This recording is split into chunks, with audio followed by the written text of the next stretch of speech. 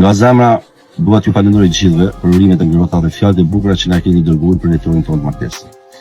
Dhe ditë veçantë për mua dhe Kiarën, është një bekim i vërtet dhe ndjejmë gjithë të dashni që na rrethon.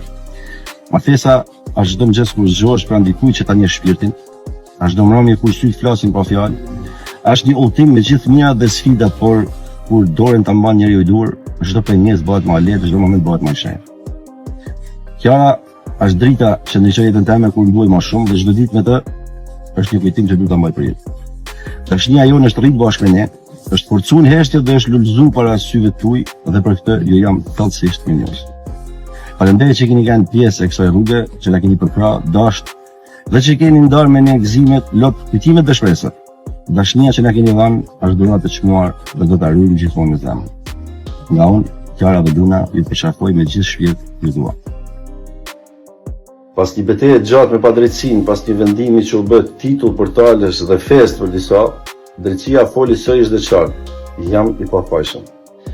Gjykata apelit argëzoi atë vendim absurd që më dënoi me një vit burg, jo sepse më dha një favor, por sepse pa të vërtetën. Në vërtetë që shumë nuk e kërkuan kurrë, sepse nuk i interesonte drejtësia apo shkatrimi. Ndërsa unë luftoja për të mbrojtur emrin, jetën dhe të ardhmen time, kishte njerëz që qeshnin, kishte sy që ndriçonin nga lajmi i dënimit tëm. Madje do thoshin e morja që e meriton. Pikërisht sot ndoshta është koha që këta njerëz ta ulin kokën, jo nga frika, por nga vërteta. Sepse kur dëmton një njeri të pafajshëm, nuk fiton as drejtësia as morali, por veç urrëtia.